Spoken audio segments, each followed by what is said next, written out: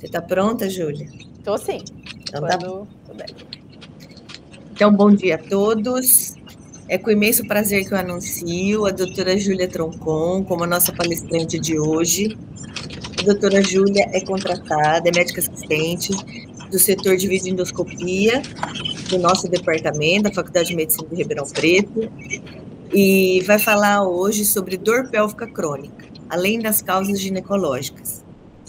A doutora Júlia é uma pessoa que atua bastante na área, então certamente ela vai trazer dados bem interessantes para nós, e é com muita satisfação que eu te anuncio, Júlia. Eu te dou a palavra agora. Obrigada, doutora Alessandra. Queria agradecer ao departamento e ao Seria só eu que estou com eco? Eu estou com microfonia também, professor. Será que tem mais alguém com microfone? Não, a Ana Beatriz está com o microfone. Ah, ela fechou. Eu também estava com microfonia. Não, então tá ótimo, gente. Bom dia a todos. Obrigada, doutora Alessandra, pela apresentação. Eu queria agradecer aí ao departamento e ao setor pelo convite de estar aqui com vocês hoje. Como já foi mencionado, né, eu vou falar sobre dor pélvica crônica com um olhar além das causas ginecológicas. Então, é um tema que pode ser um pouco denso.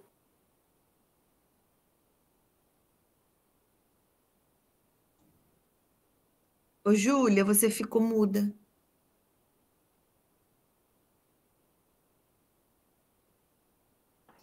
O microfone está desligado. Nossa, gente, ele fechou sozinho o microfone. Olha que doideira. Como a gente falou, né? Cada dia é uma emoção. Vou tentar de novo aqui, então. Qualquer coisa, vocês me avisam. Tá. Perdão. Vamos lá. Estão me vendo? Sim, e ouvindo. Perfeito. Então, vamos lá. Bom, então a definição de dor pélvica crônica, né, mais consagrada é a presença de dor, que pode ser intermitente ou constante, cíclica ou acíclica, na região de hipogastro ou pelvo, e que tenha pelo menos 6 meses de duração, com um critério muito importante, que é o fato de que essa dor tenha um impacto negativo na qualidade de vida e funcionalidade da paciente. Então, esse é um dos critérios aí mais importantes para a gente poder definir a presença de dor pélvica crônica. De modo que alguns conceitos mais modernos até colocam que a gente poderia ir com 3 meses de duração da dor, se tiver tendo esse impacto, já iniciar a propedêutica e o tratamento adequado. Então, não necessariamente a gente teria que aguardar esses 6 meses. Por quê? Porque a gente sabe que a dor pélvica crônica leva a um prejuízo econômico, social e de qualidade de vida muito grande das nossas pacientes. Vejam só, a dor pélvica crônica acomete 1/4 da população feminina mundial. E ela é muito vista, estudada e falada por nós ginecologistas, porque ela é 2 vezes mais frequente em mulheres do que em homens. Então, vejam só, ela representa 10% das consultas ginecológicas, 40% das indicações de laparoscopia e 12% das indicações de esterectomia. Então, de uma maneira ou de outra, vai acabar chegando até nós ginecologistas. Apesar do fato de que cerca de 80% das causas de dor pélvica crônica não são ginecológicas. Então, nós temos que estar habilitados a fazer uma avaliação adequada e dar aí o segmento e o encaminhamento para essa paciente. Por isso que é importante a gente falar de causas não ginecológicas de dor. E, muito frequentemente, há causas associadas de dor. Então, 50% a 90% das causas de dor pélvica crônica podem ter também causas musculoesqueléticas, por exemplo, em associação. Então, nós temos diversas etiologias para dor pélvica crônica, como ginecológicas, urológicas, gastrointestinais, osteomusculares, neurológicas e causas psicossociais também. E, frequentemente, há mais de uma causa envolvida. Então, pode ser que numa avaliação inicial da nossa paciente, a gente não identifique a etiologia da dor pélvica crônica dela. E nem mesmo, às vezes, ao longo do acompanhamento dessa paciente, a gente vai conseguir, de fato, atribuir a um determinado fator causal. Então, o que é importante? Que a gente possa avaliar e abordar todos os diversos fatores que podem estar contribuindo para a dor e manejá-los de forma individual, para que a gente possa ter, então, uma melhora global da qualidade de vida da paciente, mais do que ficar tentando definir a causalidade e atribuir ela a uma única doença, a uma única etiologia específica. E aí é nesse contexto que a gente fala das Chronic Overlapping Pain Conditions, que são, então, síndromes álgicas que frequentemente coexistem. Por exemplo, no nosso caso, paciente com endometriose, é muito comum que ela tenha associado enxaqueca, fibromialgia, síndrome do intestino irritável e assim por diante. Se atribui a essa situação a sensibilização central à dor como um importante mecanismo, né, que tem um papel nessas diferentes síndromes álgicas coexistentes, e também é muito comum que essas pacientes tenham associados distúrbios de humor, que podem ser aí causa ou consequência da dor, mas que se não forem abordados, pode ser que a gente não tenha uma melhora satisfatória aí do quadro como um todo e da qualidade de vida da paciente. E aqui a gente tem também um outro mecanismo, né, que está em concomitância com essa questão da sensibilização central à dor, mas que eu acho que fica um pouco mais gráfico para a gente entender, que diferentes estruturas viscerais, como útero, bexiga e intestino, compartilham vias aferentes e eferentes de modulação de dor. E compartilham entre si e também com estruturas somáticas, como osso, músculo e pele. Então, a gente pode ter um mecanismo de sensibilização cruzada, ou crosstalk entre essas diferentes vias, de modo que a gente vai ter uma convergência víscero-somática, víscero-visceral de dor. Então, por isso que a gente tem, eventualmente, essas diferentes síndromes dolorosas associadas. Então, pensando nisso, eu vou trazer aqui para vocês, brevemente, 3 condições que são condições muito frequentemente associadas à dor pélvica crônica em mulher e também frequentemente encontradas em pacientes com endometriose, que são a síndrome do intestino irritável, a síndrome da bexiga dolorosa e a síndrome miofascial. Então, cada uma dessas entidades, né, vamos falar assim, mereceria uma apresentação separada. Então, eu vou aqui tentar trazer alguns pontos principais de diagnóstico e de tratamento para que nós, ginecologistas, consigamos, então, fazer uma identificação e um manejo inicial. Não vou conseguir esgotar o tema, mas vou passar alguns pontos que eu considero que são importantes para serem do nosso conhecimento. Então, começando com a síndrome do intestino irritável, né? A prevalência mundial estimada de síndrome do intestino irritável é em torno aí de 11%. Mas em casuísticas que avaliaram mulheres já com diagnóstico de endometriose, encontrou-se até 50% de diagnóstico de síndrome do intestino irritável. Antigamente a gente falava síndrome do cólon irritável, hoje o conceito mais adequado é síndrome do intestino irritável, porque imagina-se que o intestino delgado também possa ter um papel aí na fisiopatologia e na manifestação dos sintomas. Ela é mais comum em mulheres do que em homens, de novo, né? Então, falando da preponderância aí da questão do fator feminino nessa equação, de modo a 2:1, então a gente tem o dobro de mulheres do que de homens com essa condição, e em mulheres também é muito marcado o predomínio de constipação. A síndrome do intestino irritável, então, pode ser definida pela presença de dor abdominal recorrente, pelo menos um dia por semana, relatada nos últimos 3 meses, e essa dor é associada com a defecação ou a alteração da frequência evacuatória ou a uma mudança no padrão das fezes. Também, para que a gente faça diagnóstico dessa doença, é necessário que o início dos sintomas tenha sido há pelo menos 6 meses. Os sintomas de distensão abdominal são comuns, mas não fazem mais parte dos atuais critérios diagnósticos para definição de doença. Então, o diagnóstico vai ser a história clínica, baseado no que eu acabei de mencionar, exame físico, exames laboratoriais e a solicitação de colonoscopia em algumas situações. Então, com relação à história clínica, além desses critérios que eu já mencionei, é interessante que a gente estabeleça com a paciente qual é o predomínio de aspecto das evacuações dela, de modo que 25% aí, aqui BM seria bowel movements, né, da frequência e do tipo de fezes que ela apresenta nas evacuações, seria o suficiente para a gente estabelecer que ela tem aí um predomínio de constipação, um predomínio de diarreia, então aqui com brisco tipo 6 e 7, ou que ela tem uma alternância entre constipação e diarreia. Então, isso é um outro conceito equivocado que eventualmente a gente tem, de que a paciente precisa ter a alternância para fazer diagnóstico do intestino irritável, e isso não é realidade. O exame físico, né, claro, a gente vai fazer o exame geral, porque a gente está investigando a causa de dor pélvica da nossa mulher, né, da nossa paciente. Podemos ter, no caso de constipação importante, a presença de fissuras ou hemorroidas. Vamos descartar outras causas de dor ou de doença intestinal, né, quando possível, pelo exame físico. E aqui eu queria dar um recado, né, que é a importância de nós ginecologistas sabermos minimamente fazer uma avaliação da musculatura do assoalho pélvico dessa paciente.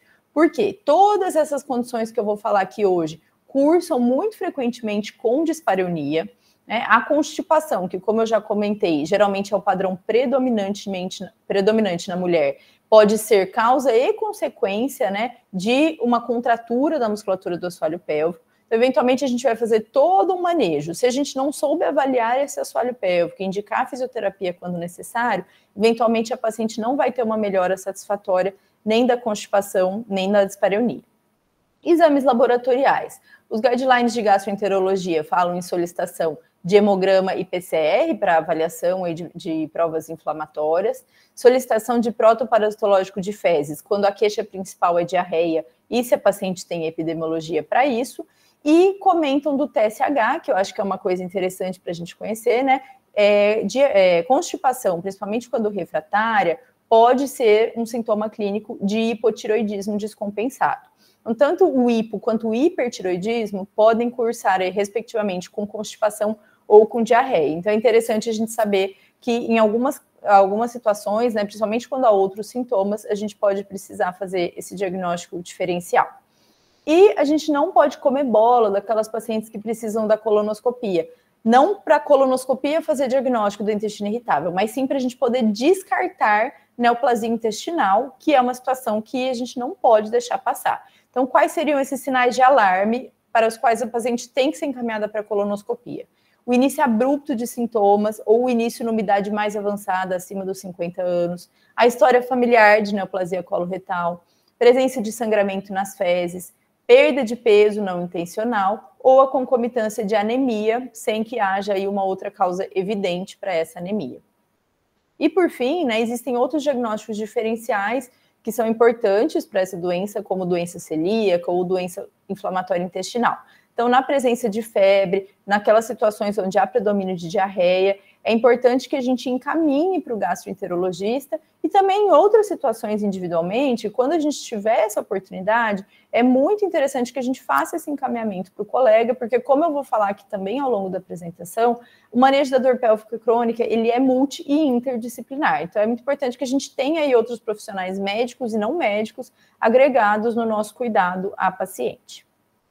E como que eu trato o intestino irritável? Então, de maneira global, orientações são muito importantes, explicar a natureza da doença para essa paciente, porque são pacientes frequentemente, como eu comentei, com um perfil de sensibilização central à dor, que podem ter traços aí de catastrofização, hipervigilância de sintomas, neuroticismo. Então, se eu não tranquilizar essa paciente, eventualmente encaminhá-la para uma terapia cognitivo-comportamental, eu posso ter mais dificuldade de manejar. Hábitos de vida saudável são muito importantes e é aí que mora, né, às vezes, um dos grandes desafios de quem lida com dor pélvica crônica, que é engajar essa paciente no tratamento, fazer ela entender que ela é parte integral daquele tratamento. A gente não tem aqui uma situação passiva de médico passando uma receita para o paciente. A gente precisa que ela engaje nesse tratamento. Reduz o estresse, melhora o sono. E a prescrição de fibras solúveis pode ser benéfica para aqueles casos com predomínio de constipação, como, por exemplo, o psyllium, que é uma das mais estudadas, sendo que algumas fibras insolúveis podem causar aí fermentação e, eventualmente, trazer piora dos sintomas. Então, falando disso, né, a dieta é muito importante nessas pacientes, porque elas mesmas notam que há alguns alimentos que pioram os sintomas. Por exemplo, leite e derivados, glúten, cafeína e refrigerante, e chamate, assim por diante. E vejam só, adoçante, goma de mascar, são alimentos que podem piorar os sintomas, então a gente deve orientar que a paciente observe isso e sempre que possível evite esses alimentos. E aí a gente precisa falar, né, da tão conhecida, tão comentada dieta Low Food Map. O que é isso?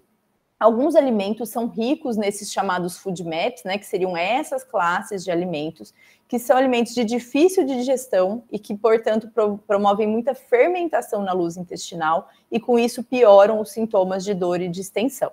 Então, a paciente poderia ser orientada a restringir esses alimentos para que ela tivesse uma melhora dos sintomas. É considerado segunda linha a prescrição dessa dieta, por quê? Ela é muito restritiva, se vocês forem pesquisar, tem diversos alimentos que podem aí ser ricos em food maps, e nem toda paciente vai melhorar com a restrição de todos os alimentos.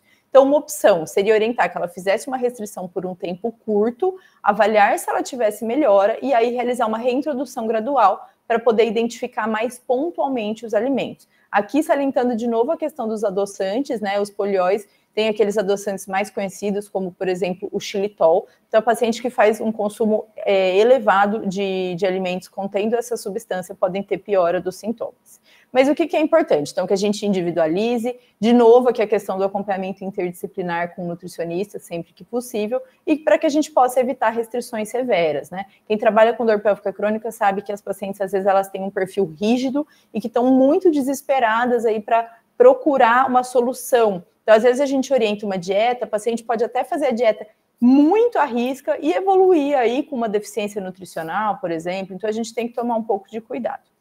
Fora isso, o tratamento vai ser sintomático. Então, tratar a dor, aqui a gente tem antiespasmódicos, a iosina, né, o mais conhecido de todos nós, mas a gente tem outros mais potentes e mais específicos.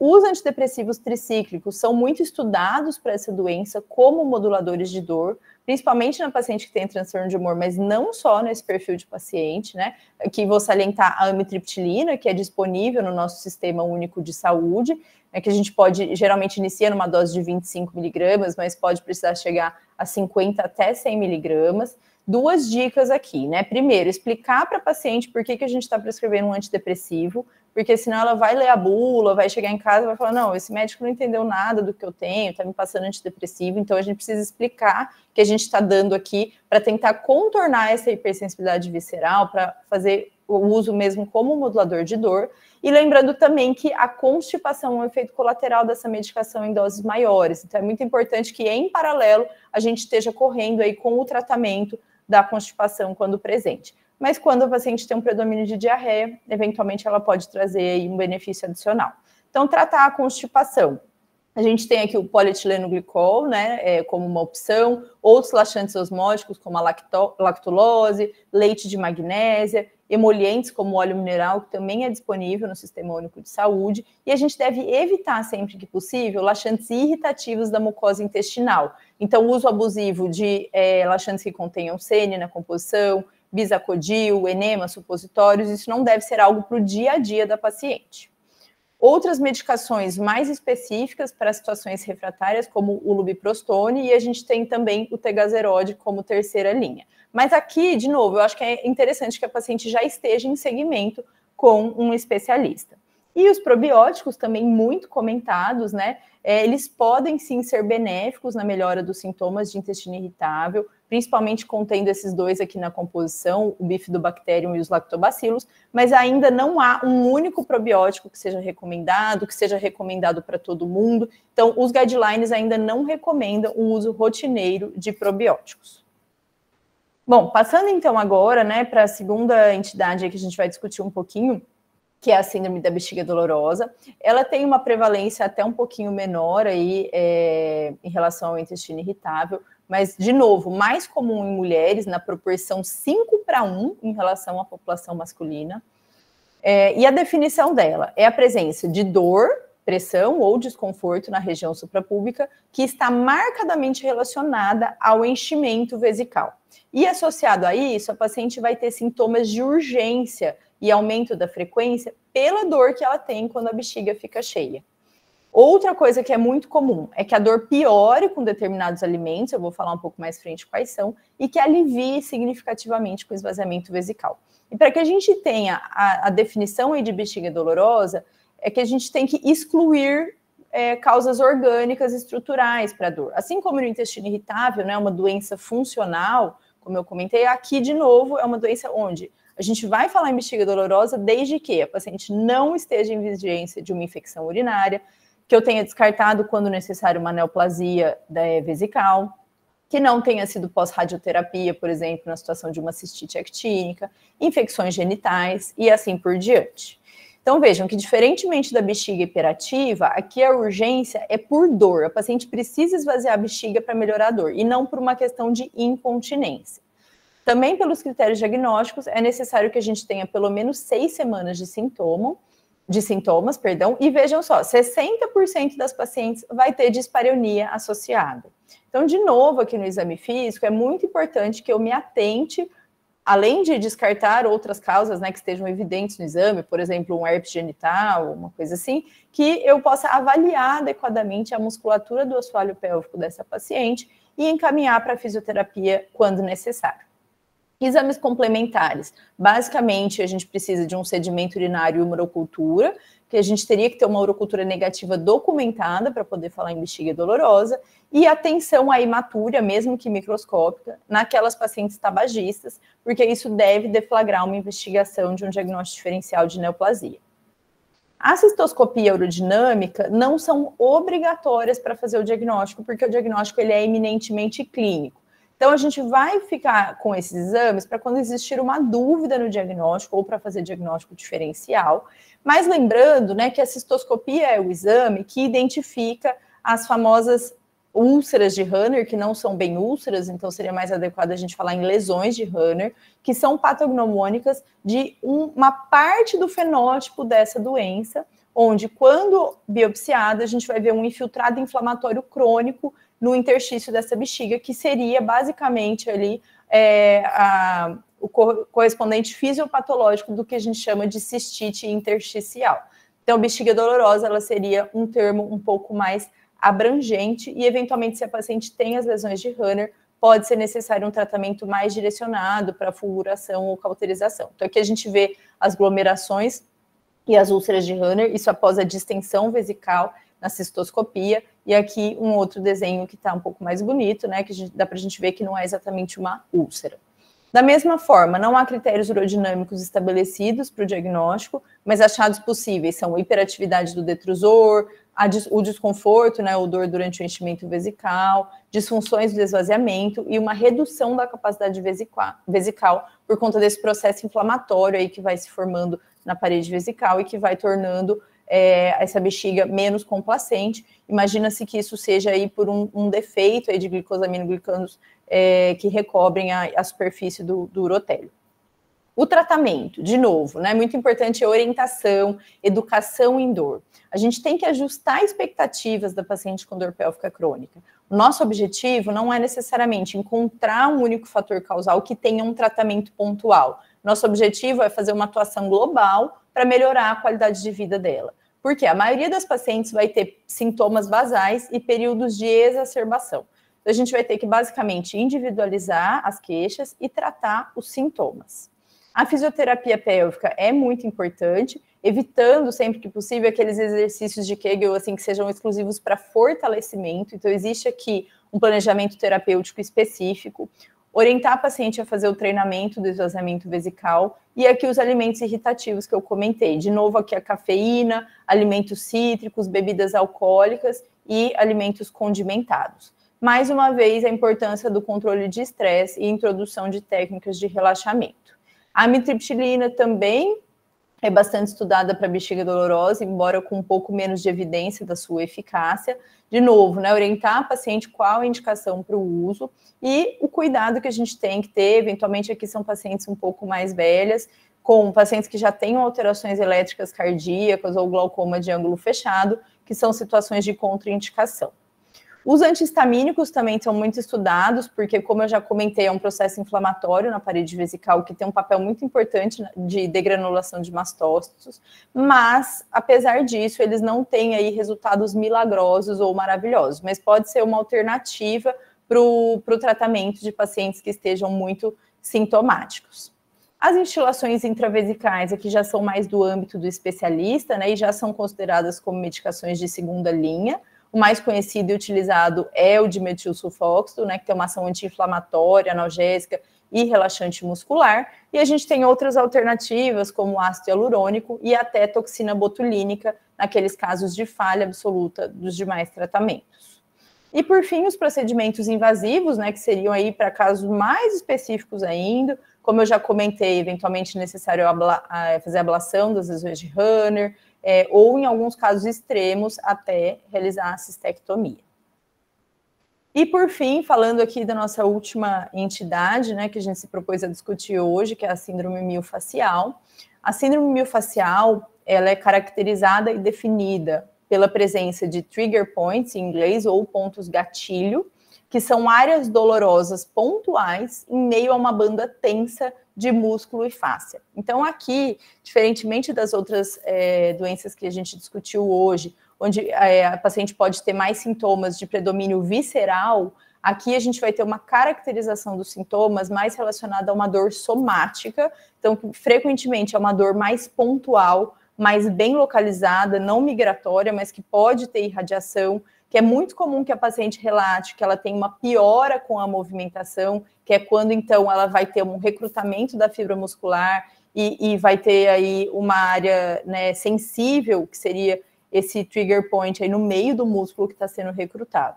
Eles podem ser ativos ou latentes, isso é, doem independente de encostar, de mexer, ou só doem quando a gente toca, aperta, comprime, ou quando a paciente faz determinado movimento. E, de novo, né, frequentemente associada a outras síndromes álgicas, ginecológicas, urológicas ou intestinais, por aquele mecanismo de inflamação neurogênica que eu já comentei no início da aula, ou um crosstalk, uma sensibilização cruzada. Então, o efeito final é uma disfunção muscular com hipertonicidade, que eventualmente a paciente pode ter aí um prejuízo, um desconforto. Aqui a gente está falando da síndrome miofacial pélvica, né? Então, em parede abdominal ou em pontos da região do assoalho pélvico, mas ela existe em outros locais do corpo.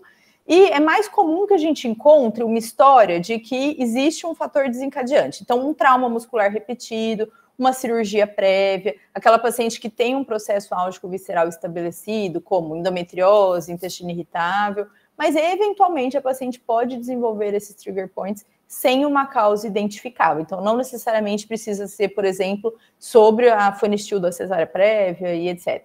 E vejam só, relato de síndrome miofacial e contratura da musculatura do assoalho pélvico está presente em até 85% das pacientes com síndrome da bexiga dolorosa. Como eu comentei no início da apresentação, 50% a 90% das pacientes com dor pélvica crônica vai ter causas musculoesqueléticas associadas. Então, a gente precisa saber fazer essa avaliação, porque o tratamento é um pouquinho diferente. Então, no exame físico, a gente vai buscar identificar esses pontos de gatilho, que, quando identificados, reproduzem a dor da paciente. Então, aqui a gente está falando de uma palpação mais superficial, não é aquela paciente que tem dor à palpação profunda, por exemplo, do sigmoide, né? E que podem causar a dor referida para outras áreas da pelve quando palpados. Identificado esse ponto, a gente mantém a pressão sobre ele e vai realizar o que a gente chama de teste de Carnot, que seria pedir que a paciente recrute a musculatura abdominal. Então, geralmente ela está deitada, a gente mantém o ponto pressionado e pede para que ela tente levantar, e ela vai relatar para a gente uma piora da dor. Por quê? A gente está fazendo uma compressão sobre essa área tensa do tecido muscular, diferente de uma dor visceral, onde essa manobra pode até representar uma melhora da clínica da paciente. E, de novo, a importância da avaliação da musculatura do assoalho pélvico, onde a gente também pode encontrar trigger points, ou a gente pode ter aí uma contratura como um reflexo aí da sintomatologia geral. O tratamento passa por fisioterapia, de novo, né? Comentei aí sobre esse importante manejo interdisciplinar em todas as situações que a gente discutiu hoje.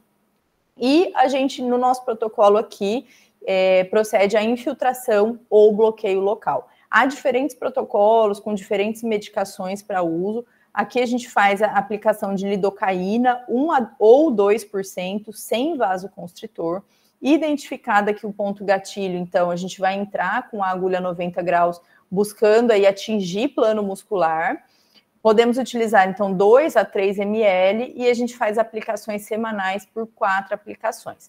É interessante que a gente faça com a paciente o score de dor dela antes e depois da aplicação, para a gente fazer um teste terapêutico, se houve melhora, porque isso corrobora a minha hipótese de diagnóstico de que se trata de fato de um trigger point, e aí eu faria esse protocolo completo aí das 4 aplicações, lembrando que a paciente pode ter recidivas futuras e ser necessário realizar em novos ciclos de bloqueio. As contraindicações à realização do bloqueio local seriam paciente com distúrbios hemorrágicos ou uso de anticoagulante, infecção no local da aplicação, alergia ao que vai ser injetado, obviamente, ou suspeita de hérnia no local. Então, aí a gente tem, ou eventualmente, por exemplo, endometrioma de parede, que é uma coisa que às vezes a gente tem uma suspeita também. Aí é importante que a gente faça um exame de imagem para descartar uma causa que é tratável e operável antes de a gente partir para o bloqueio. E complicações possíveis, né? Apresentar síndrome vasovagal, hematoma local, infecção ou alergia à lidocaína. E, de novo, aqui os moduladores de dor têm um papel importante, embora a gente usa muito, fala muito, mas a gente tem pouca evidência de boa qualidade na literatura, tá? Aqui eu cito o exemplo dos que a gente mais utiliza, né? Além da amitriptilina que eu já comentei, inibidores seletivos de recaptação de serotonina e noradrenalina e os anticonvulsivantes gabapentinoides também podem ser utilizados aí em adjuvância ao bloqueio para que a paciente tenha uma melhora mais rápida, mais acentuada e mais persistente. Então, algumas mensagens finais aqui para eu me ater ao nosso tempo.